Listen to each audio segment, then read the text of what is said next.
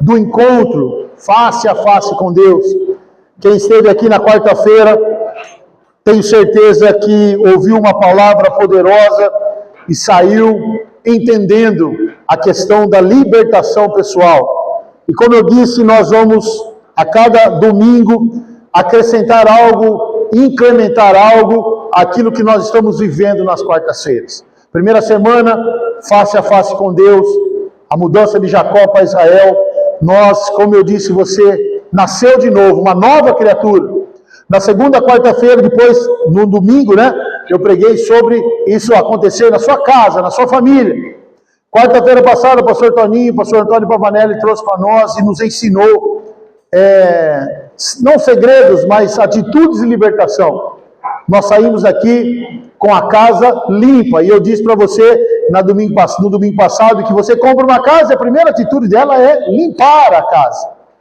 E hoje o que nós vamos falar? Justamente sobre isso. Por que Deus liberta pessoas?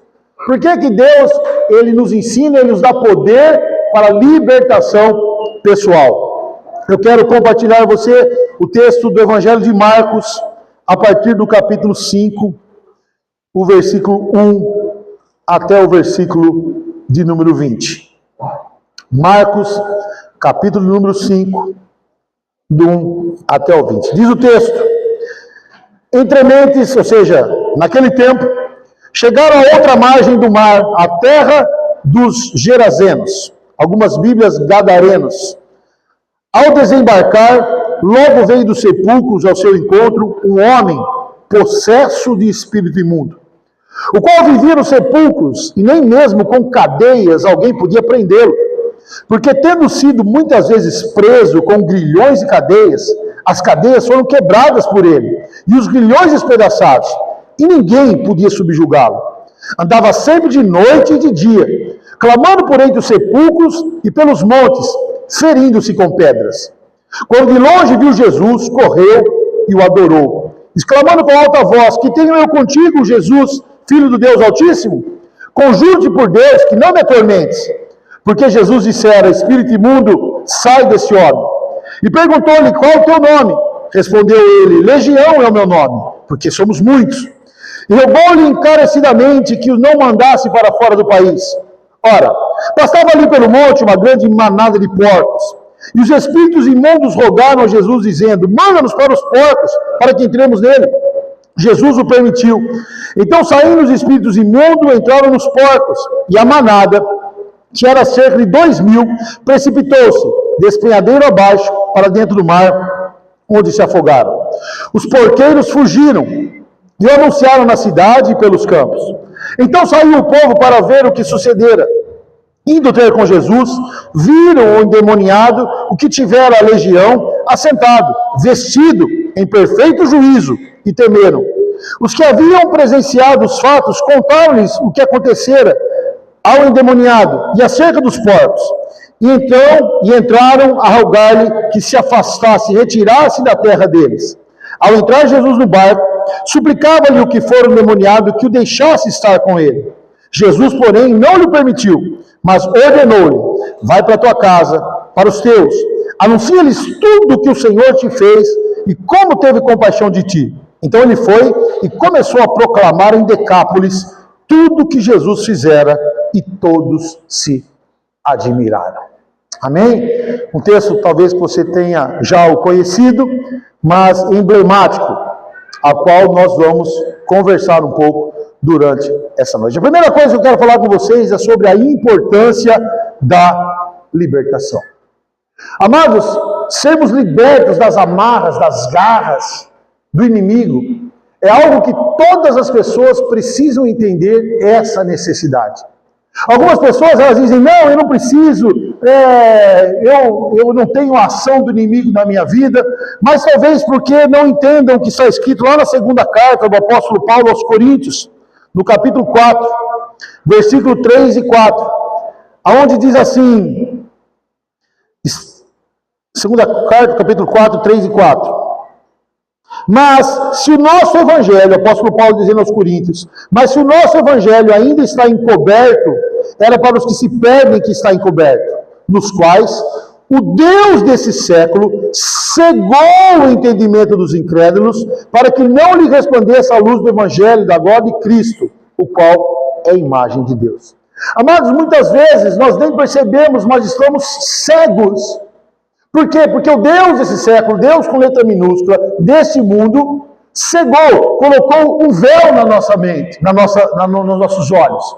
Quando nós falamos sobre Abraão, nós vimos que Abraão era muito próspero e ele teve uma ordem de sair daquela terra, da sua parentela, mas ele leva com ele Ló. E nós vemos que Abraão não consegue ter uma vida tranquila e próspera, ou sozinho, melhor assim, próspero eles eram, porque ele havia um véu no rosto dele, porque Ló significa véu. Então, aquilo encobria os olhos de Abraão. E da mesma forma, quando ele se separa de Ló, a visão dele se amplia. Muitas das pessoas, às vezes muitos de nós, temos esse véu achando que nós não precisamos de sermos libertos da garra do diabo. Nós achamos que não existe, não entendemos que existe uma guerra espiritual. Por quê, amados? Porque ainda muitas vezes nossos olhos estão fechados. Existe uma proteção. O Deus desse século, a palavra de Deus diz que ele cegou, ele cega o entendimento. Ele não quer que você veja essas coisas. E você, como nós aprendemos na quarta-feira, ele acha que quando a maldição sai da sua boca, quando a maldição sai da sua língua, quando os seus atos geram maldição, quando as coisas não mudam, você acha que isso é normal. Mas não, existe um peso espiritual. Existem algumas formas do diabo agir, alguns modos dele agir na vida das pessoas, que são 3 principalmente. O primeiro deles, talvez que é o do texto, é a possessão. O diabo toma a vida da pessoa e ele fala através da pessoa. Você deve ter visto isso em algumas vezes, até aqui na igreja, já aconteceu, na televisão, onde a pessoa ela é dominada, ela é tomada pelo diabo, ela é possessa. E aí tem que haver o exorcismo, expulsar aquele demônio e ele vai embora. Só que esse é um modo visível, como nós vemos aqui. Existem 2 outras formas do diabo agir na vida das pessoas. A segunda é o encosto. O que é o encosto? Ele não está possuindo a pessoa, mas ele está próximo da pessoa. E ele tem uma voz na mente da pessoa, e é ele que começa a guiar os passos dessa pessoa. E ele vai estar, como o próprio nome diz, encostado, próximo. E tudo que aquela pessoa faz é como ela fosse uma marionete nas mãos do inimigo. O inimigo que gera, o inimigo que faz as suas ações, os seus movimentos, o seu falar, as suas atitudes. E a terceira forma que o diabo age na vida das pessoas é a influência. Como é isso? Ele forma um cenário para que a pessoa ela viva num ambiente que ele pode controlar. Ele não está possuindo, ele não está encostado, mas ele está influenciando. Ele dá todas as diretrizes. E normalmente, irmãos, esse é o mais perigoso, porque não se percebe a ação do inimigo. A influência do inimigo sempre é com coisas boas, com coisas agradáveis ao homem, que o tiram da presença de Deus. Quando ele está possuído, o inimigo está dentro dele. E você vê que a pessoa fala de uma forma estranha, age de uma forma estranha. Quando está encostado, as pessoas têm atitudes estranhas. Mas quando está influenciando, o diabo está levando ele por caminhos ao qual ele quer que você prossiga. Através de iscas, através de coisas que o levam de todas essas formas, seja processo, seja encosto ou seja influência, o diabo está levando o homem para longe de Deus, por um caminho desviado da cruz. Nós usamos muito essa expressão, né? Fulano está desviado. Está desviado de onde? É interessante, assim, fulano está desviado da igreja, irmão, da igreja ninguém desvia. Na verdade, da igreja, todos nós podemos nos desviar, é só não entrar, é só passar reto, é só parar na outra rua, o problema é se desviar dos caminhos do Senhor. É desse lugar que o diabo quer desviar as pessoas. É por isso que ele age, ele opera fazendo isso. Todas essas ações, elas são possíveis. Por que o diabo ele possui? Porque ele encosta e influencia em pessoas. Porque existem coisas na nossa vida, e nós aprendemos isso muito bem na quarta-feira, que são as brechas. Nós abrimos portas, abrimos caminhos pelos quais ele se permite agir. Brechas que nós abrimos e não fechamos. Por quê, irmãos? Porque o diabo, ele é o ladrão. Ele age como um ladrão. A Bíblia diz que Jesus bate a porta. Eis que estou à porta e bato. Se alguém abrir, esse é Jesus. Jesus é aquele que se oferece. Jesus é aquele que fala com você, que não usurpa o seu arbítrio. O diabo não. Por isso, irmãos, é algo que eu falei há muito tempo e isso é guardado na minha mente. Se a sua casa está vazia, preencha ela. Porque se você não permitir que Jesus preencha, o diabo preenche sem ser convidado. E quando ele vê uma brecha aberta, em qualquer área, é nessa brecha que ele vai entrar e vai agir, possuindo, encostando ou influenciando. Quando ele vê que você estava blindado, mas de repente abre uma brecha, como Eva está no paraíso, está protegida, está guardada, tem um relacionamento com Deus, é ajudadora do homem. Aí um dia ela tem uma ordem: não toque na árvore do conhecimento do bem e do mal, nem na árvore da vida. Não tem brecha, não tem onde o diabo agir. E aí vai fazer o quê? Se aproximar da árvore do conhecimento do bem e do mal.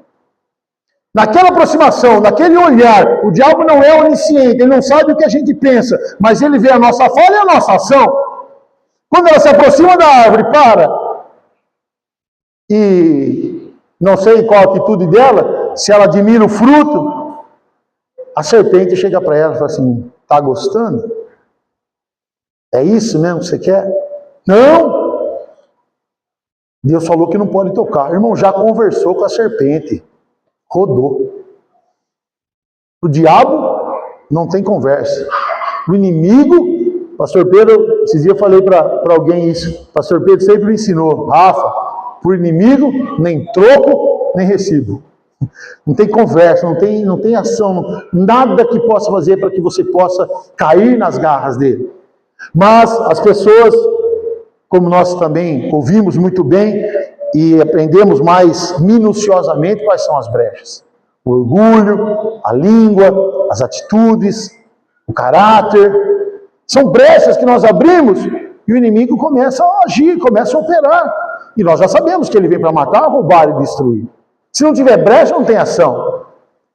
Abre brecha e não fecha a brecha. Deixa aquele espaço aberto. E às vezes nós ficamos nos protegendo de grandes inimigos e são os pequenos que entram e destroem. Quem destrói normalmente um silo não são grandes animais, não são ursos, não são leões, são os ratinhos. O Salomão fala em Eclesiastes sobre as pequenas raposas que invadiam as plantações de uva. Os fazendeiros protegiam as plantações de uva dos ursos, dos leões. Esses não invadiam, mas as pequenas raposas entravam lá dentro e destruíam toda a plantação. Então nós vamos tomar cuidado, obviamente, com os grandes e com os pequenos. Com Satanás, com os diabos, com os pequenos demônios que querem destruir e possuir, encostar ou influenciar na nossa vida. Esse homem que nós vimos aqui, esse homem possesso, ele recebe o que o diabo lhe entregava.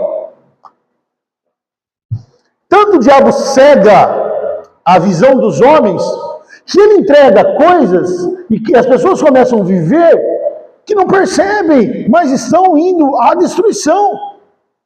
O texto lá no versículo 3 ao 5 vai dizer: o qual vivia nos sepulcros, primeiro então, vivia nos sepulcros.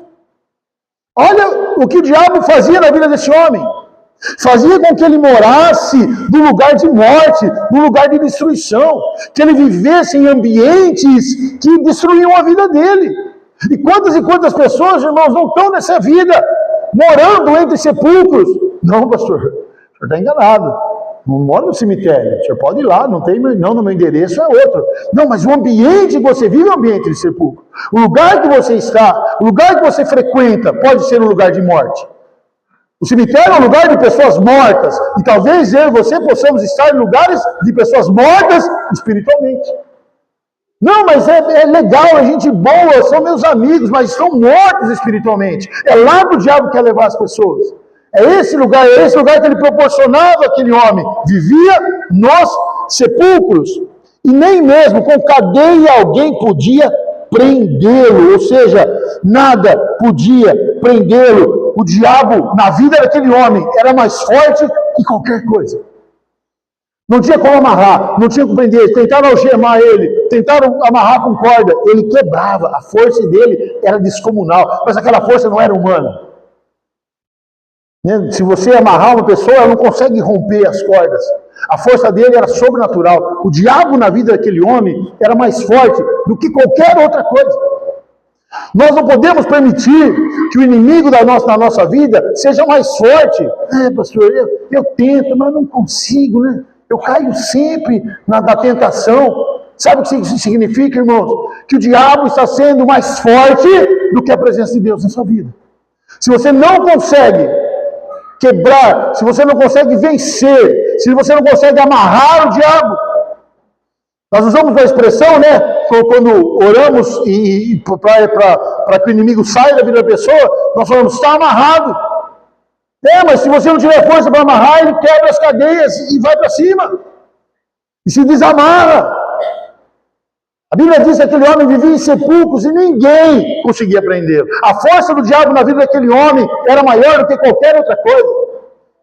E na vida de algumas pessoas, semelhantemente, não conseguem ter fidelidade, não conseguem pagar as contas, não conseguem parar de mentir, não conseguem várias coisas. E se você for falar, né, ou for falar com alguém, você sabe, eu sei que estou errado, eu sei que não consigo, mas eu não tenho forças. O diabo é mais forte que qualquer outra coisa. Aquele homem então vivia em sepulcros, nada podia prendê-los. O texto continua dizendo assim, ninguém podia subjugá-lo, andava sempre, de noite e de dia, clamando, falando por entre os sepulcros e pelos montes. Aquele homem tinha amigos? Não. Aquele homem falava sozinho. Tinha problemas certamente mentais por causa da ação do inimigo. Aquele homem não se relacionava com ninguém. Estava fora do ambiente social. Tem pessoas que elas não conseguem. Elas conseguem se relacionar sim, no mundo com os demônios. Ele é feliz no bar, ele é feliz na prostituição, ela é feliz na fofoca. Aí isso sim. Por quê? Porque é um ambiente que as pessoas vivem. Aquele homem, com quem ele falava? Na verdade, ele não falava sozinho. Ele falava com os demônios que tomavam conta da vida dele. Ele era um homem possesso. Então aquele homem vivia no meio dos sepulcros, nada podia prendê-lo, porque o diabo era mais forte do que qualquer coisa na vida dele. Ele falava sozinho, e a última frase do texto do versículo 5 fala que ele feria-se com pedras. Ele se automutilava. Irmãos, ele não gostava dele mesmo. O diabo não deixava ele gostar dele mesmo. O diabo fazia ele se autodestruir. Levava ele para os caminhos da destruição. Mas o diabo não pegou ele pelo braço. O diabo fazia com que ele fizesse. Eu digo, uma vez também preguei sobre isso, e algo a se pensar. Se os nossos pecados fossem cometidos pelo diabo, quem tinha que ir para o inferno era ele, só. Porque é ele que está fazendo. Não. Mas ele faz as pessoas. Faz com que as pessoas tomem essa decisão. E aquele homem feria-se, cortava-se com pedra, se automutilava. Isso é sinal de possessão.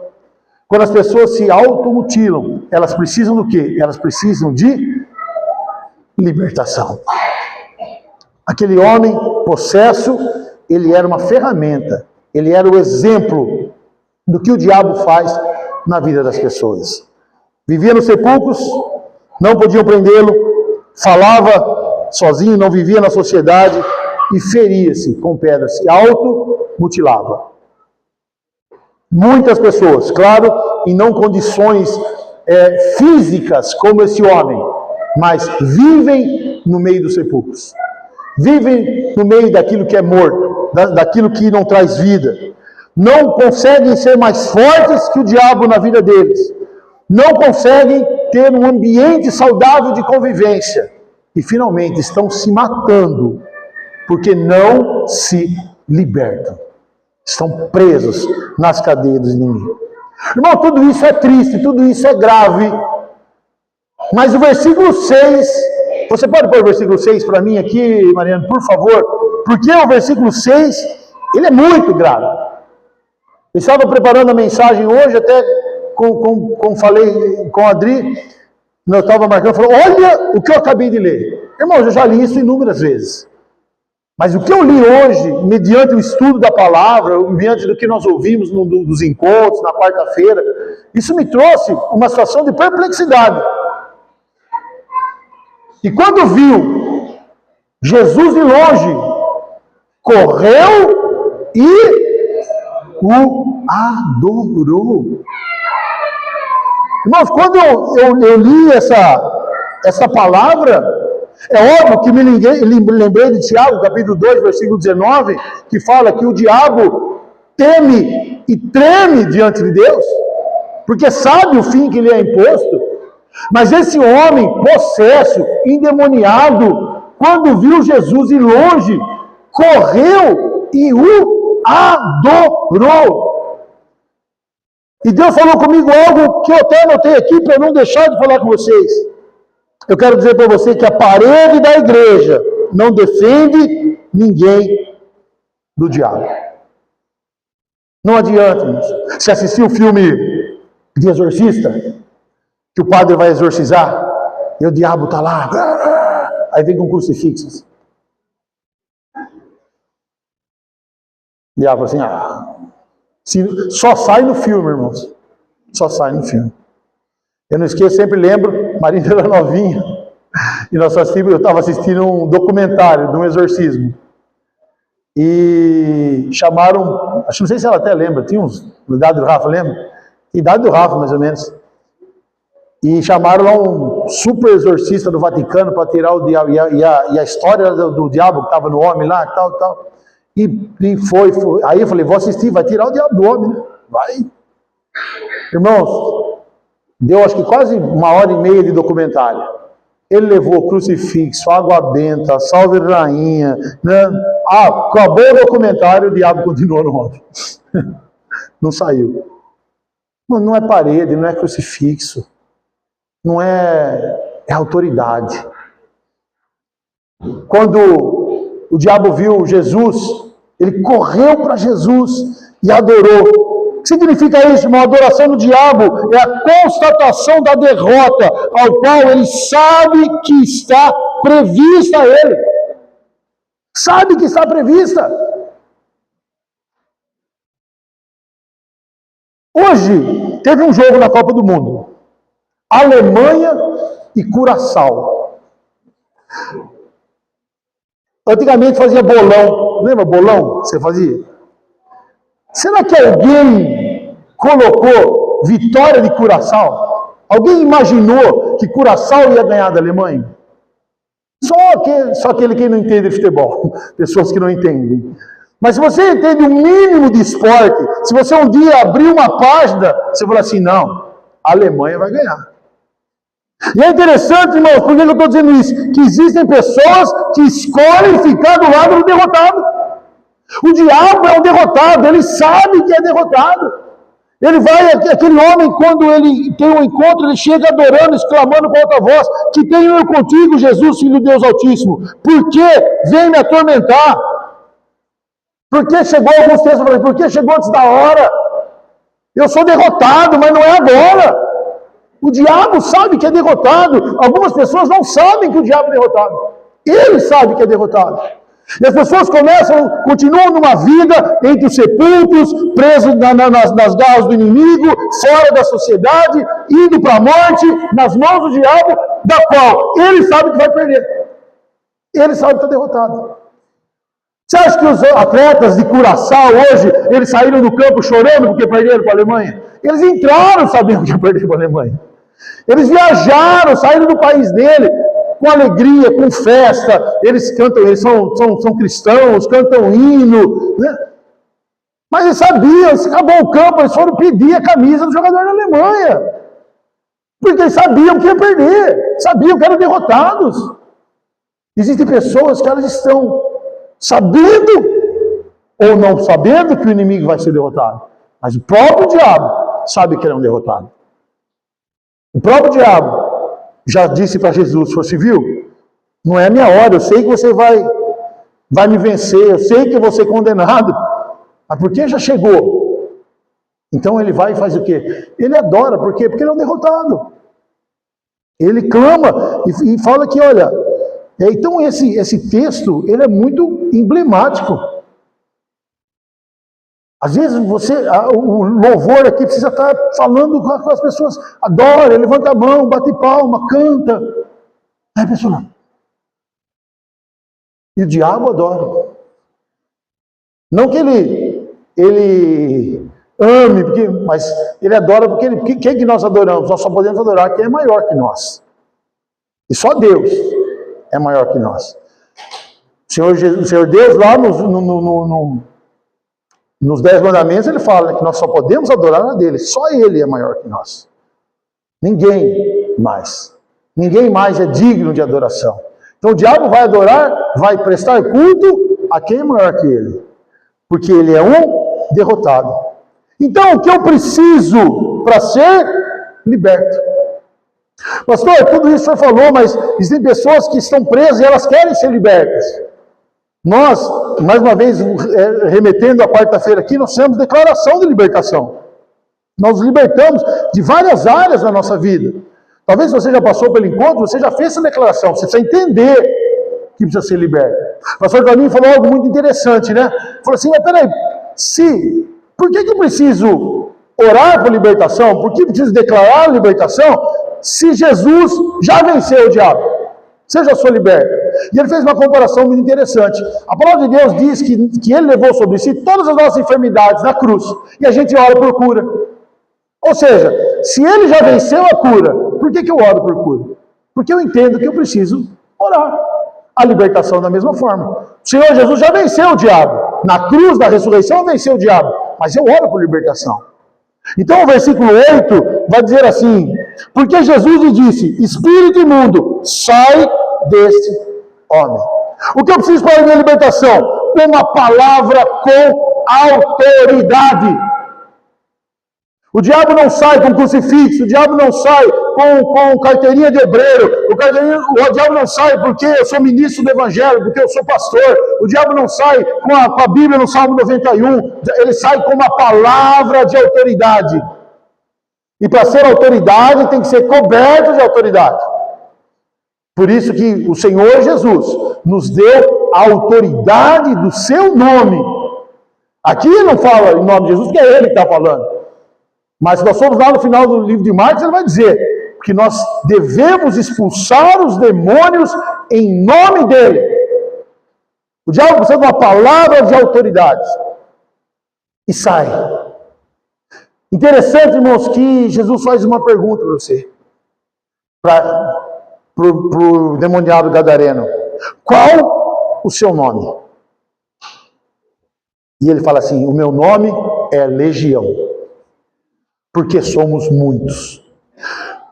Irmãos, você sabe quantos soldados faziam parte de uma legião romana? Quantos soldados formavam uma legião romana? 5.000 soldados. Aquele homem tinha 5.000 demônios dentro dele. E aí que está o fato interessante. 5.000 contra um nome, Jesus. Espírito imundo, sai desse homem. E ele saiu. 5.000. Como a gente costuma brincar, a gente não deve brincar com essas coisas, mas a gente brinca de vez em quando. Um em fila para não derrubar o outro. Sai desse homem. E aqueles 5.000 homens e aqueles 5.000 demônios saíram daquele homem. E fizeram um pedido, que se eles não podiam entrar nos porcos.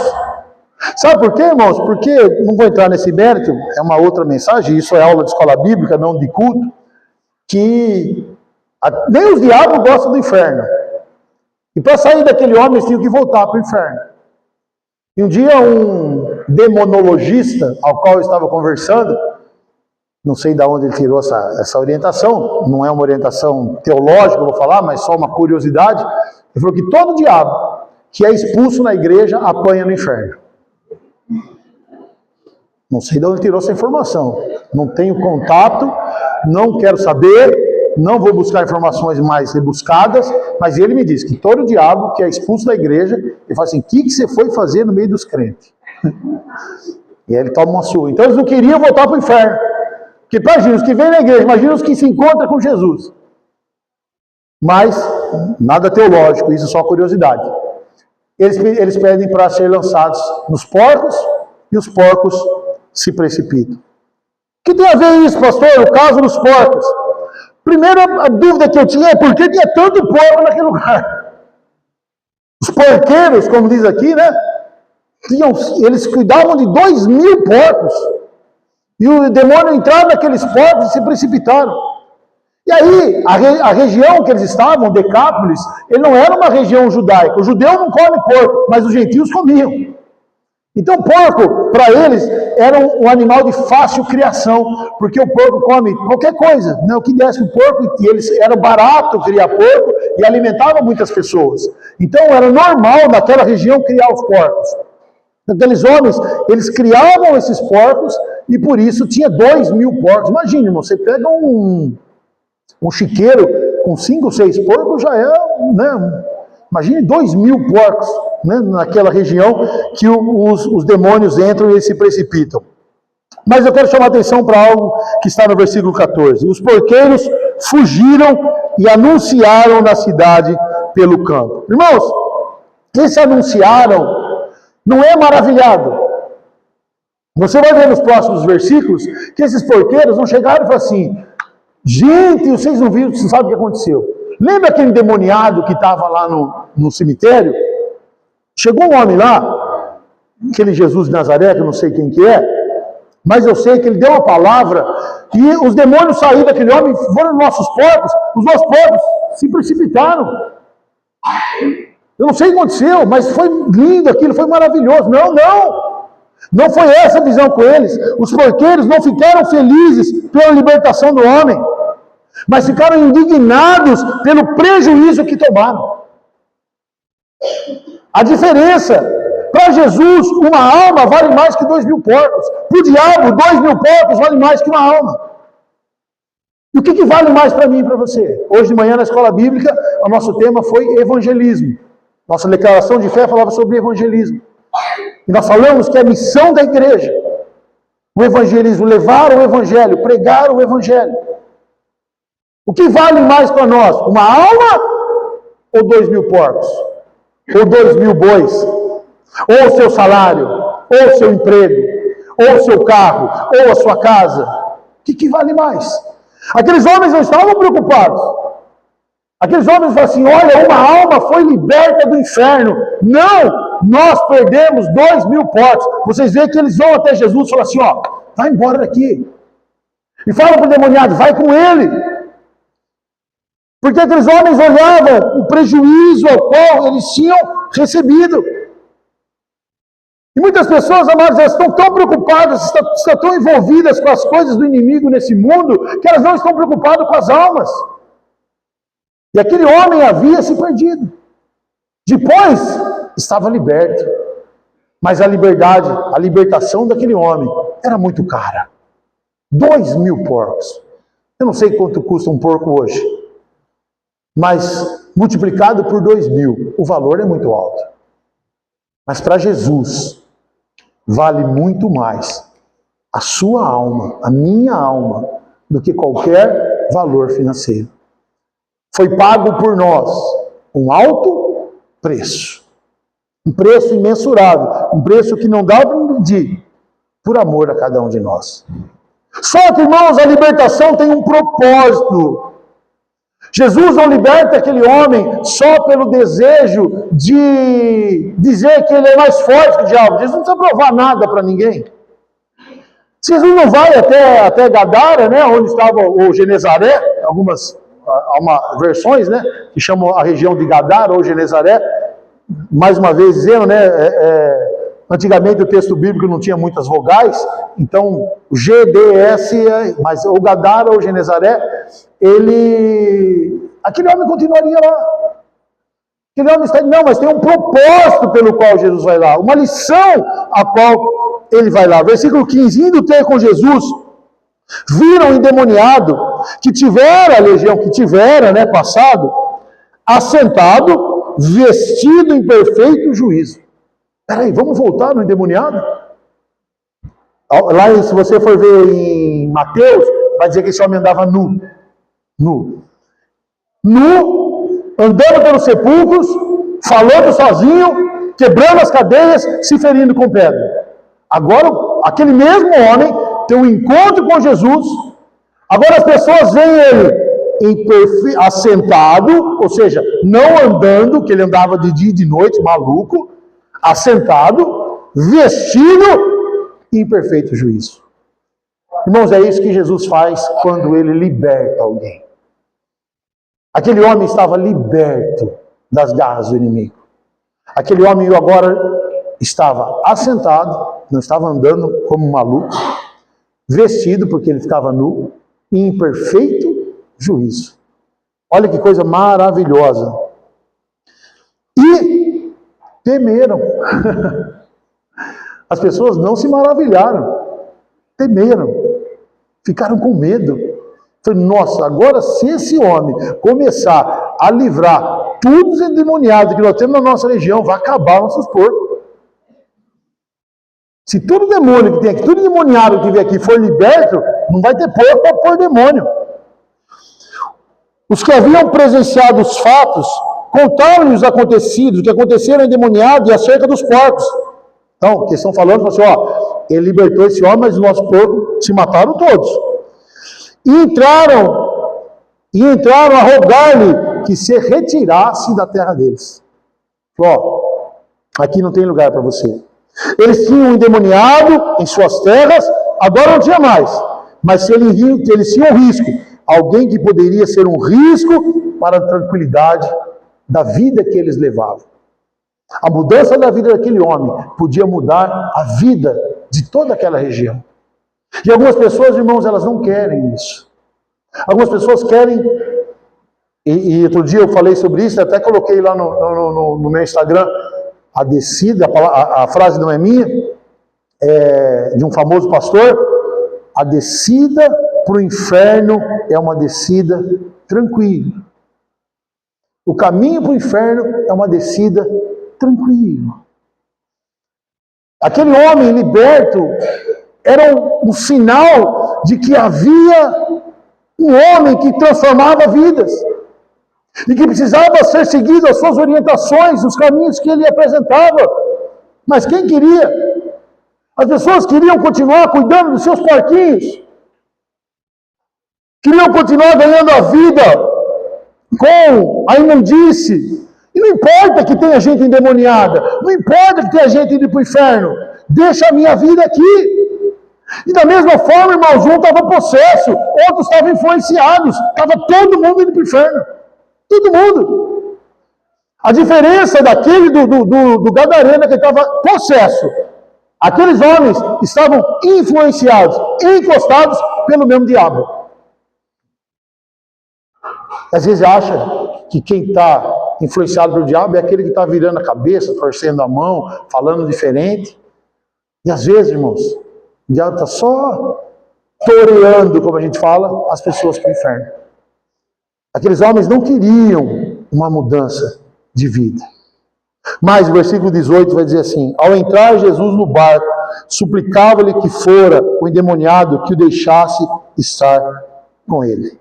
Irmãos, esse homem, quando Jesus, se você pegar o início do texto, né, Jesus, no capítulo 4, Jesus está no barco com os apóstolos, acalma a tempestade, para em Genezaré, então enquanto foi endemoniado, era só um pit stop lá, e ele volta para o barco. Quando Jesus chega no barco, quem está lá no barco? O ex-endemoniado. Porque agora, irmãos, ele foi liberto. E ele foi liberto Sabe o que ele quer? Seguir Jesus. Vou fazer uma pergunta só para você pensar. Você foi liberto? Jesus te libertou? E aí? Você vai cuidar de porco? Ou vai seguir Jesus? O desejo daquele homem agora não era mais cuidar dos porcos. Era seguir Jesus. E ele vai até o barco. Quando Jesus veio no barco, talvez Jesus tenha se alegrado por aquilo, mas não era o propósito de Jesus. Versículo 19 vai dizer assim: Jesus, porém, não lhe permitiu, mas ordenou-lhe: vai para a tua casa, para os teus, anuncia-lhes tudo que o Senhor te fez e como teve compaixão de ti. Irmãos, o tema dessa mensagem é libertos para libertar. Se Jesus te libertou, Ele tem um propósito na sua vida, é que outras pessoas sejam libertas através da sua vida. Jesus não te libertou só para não dar um propósito para você. Jesus não te tirou da lama, não te deu um banho, não lhe perfumou para que você voltasse ao lamaçal. Não, ele tirou você para que você agora fosse limpo e mostrasse para as pessoas o quanto você brilha. E não é dentro da igreja, não é dentro do barco de Jesus. Ó, Jesus me libertou, pastor, eu não vou faltar um culto, agora eu vou fazer isso. Ótimo! Esse é o sinal da libertação. Mas eu preciso, Jesus dizendo, obviamente, não eu, pastor, Jesus precisa que você vá anunciar isso para as pessoas.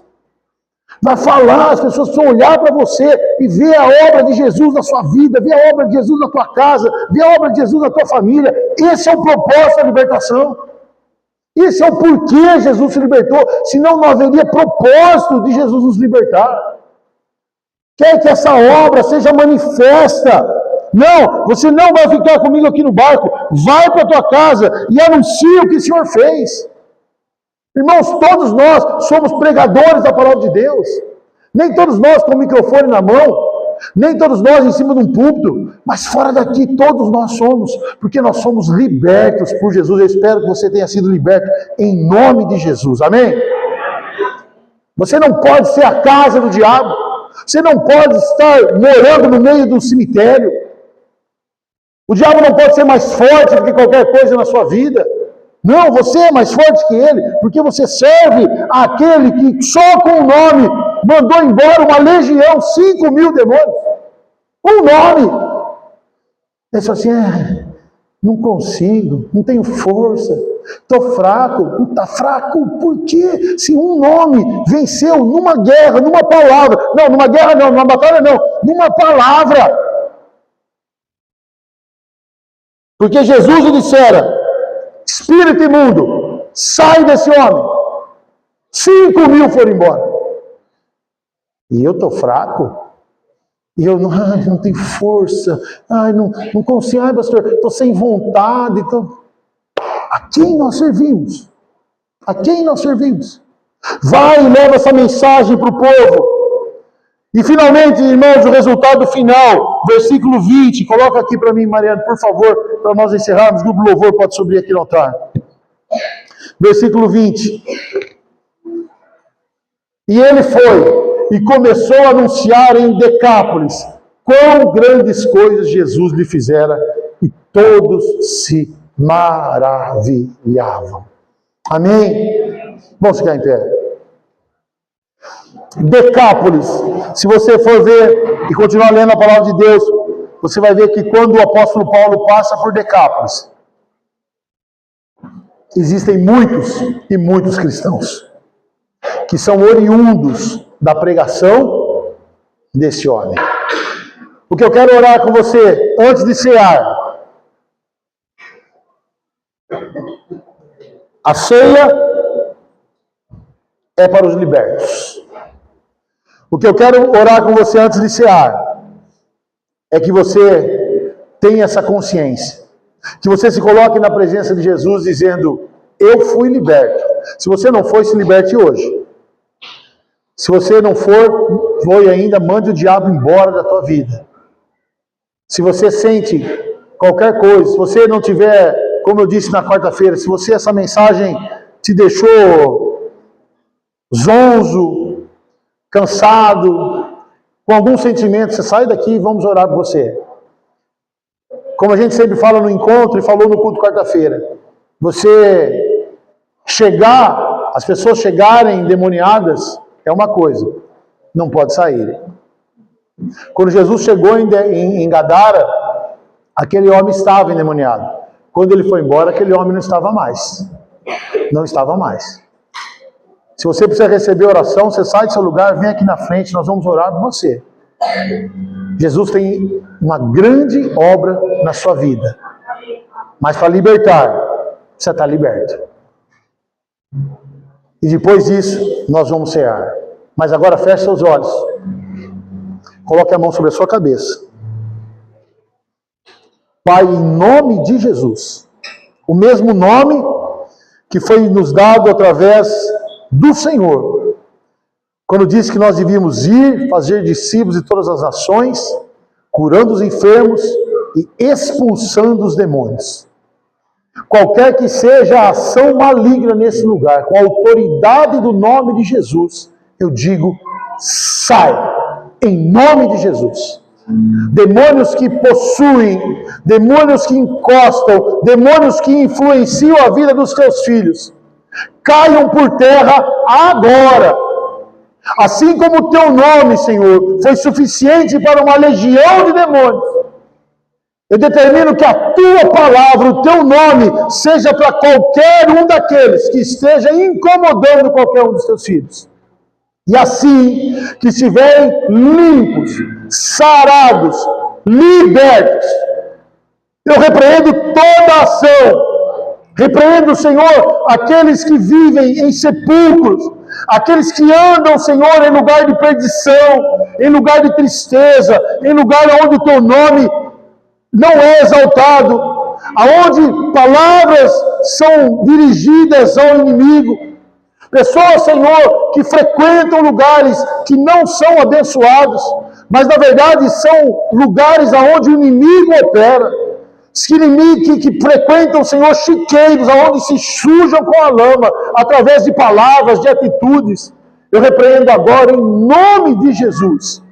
Eu repreendo, Senhor, as pessoas em quem o inimigo é mais forte do que a força para vencer o pecado.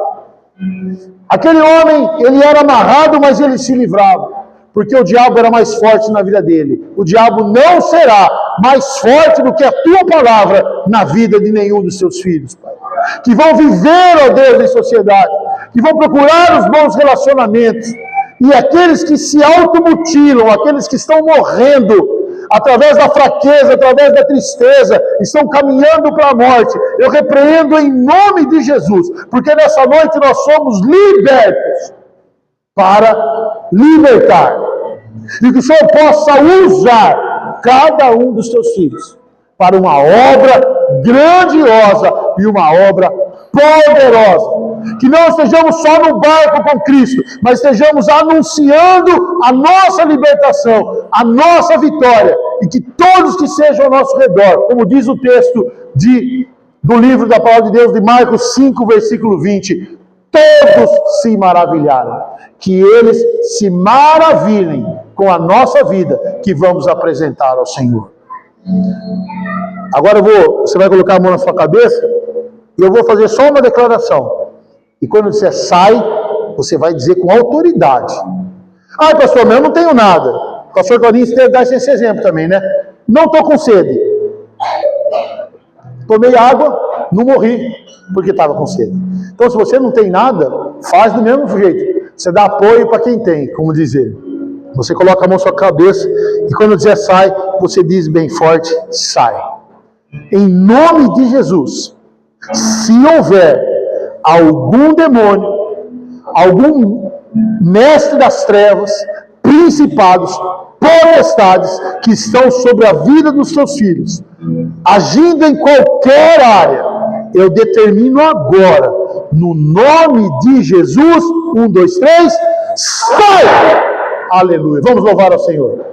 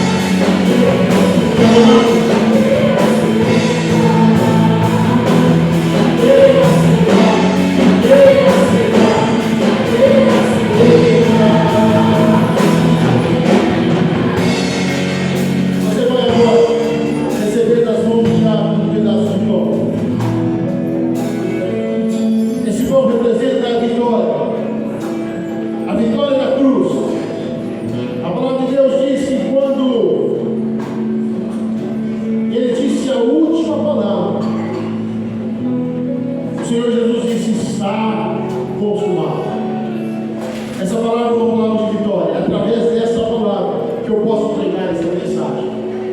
Se não houvesse o corpo de Jesus na cruz, moído, despedaçado, sem beleza alguma, não haveria propósito para eu pregar essa mensagem. Mas porque Jesus Cristo morreu na cruz, Ele deu autoridade para usar o seu nome para vencer o inimigo. Todos foram servidos, vamos ficar em pé.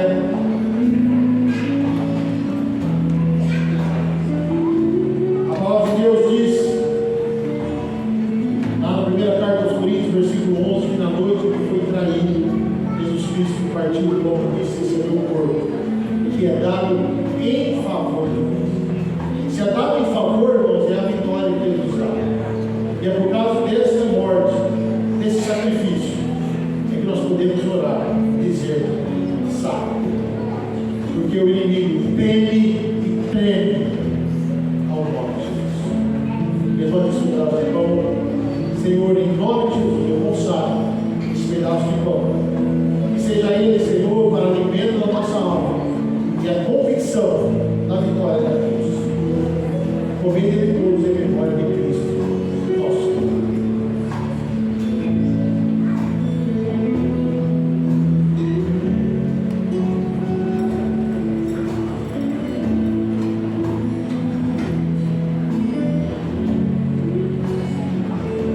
Semelhante modo, você vai receber agora das mãos do diabo um copo, um suco de uva. Esse suco representa o sangue de Jesus, que nos purifica de todo pecado. Ao pegar esse copo na mão, eu quero que você lembre do endemoniado gadareno, quem ele era.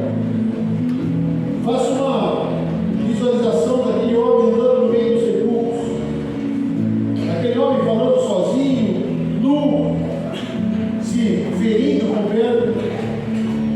Mas a palavra de Deus diz que o sangue de Jesus nos purifica de todo pecado. Muitas pessoas estavam como esse homem, mas através do sangue de Jesus foram purificados de todo pecado. Assim que todos foram servidos, vamos ficar em pé, por favor. Se levante o seu copo no suco de uva. E a palavra de Deus diz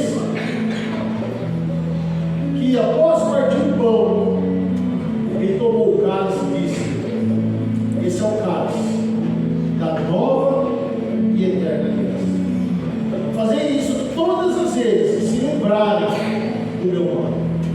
O propósito, nós vamos fazer isso mais uma vez, pela sexta vez desse ano, é para que você não se esqueça que esse sangue foi derramado em seu favor. E que você, através só de um nome, você pode vencer uma legião de demônios. Porque um dia Jesus Cristo, na cruz, derramou o seu sangue. Senhor, eu consagro esse suco de uva, para que nesse momento, em memória do Senhor, nós possamos tomá-lo e sermos revestidos da nova e eterna aliança. Beber de todos, em nome de Jesus.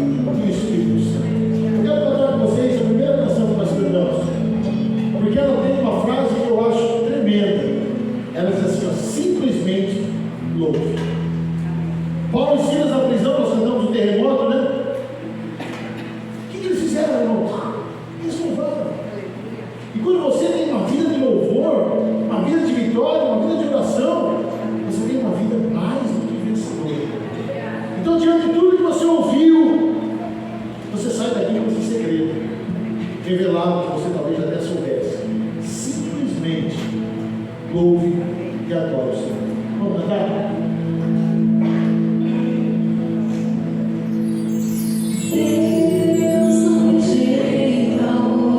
Porque oração é alimento da nossa alma. É assim que nos fortalecemos.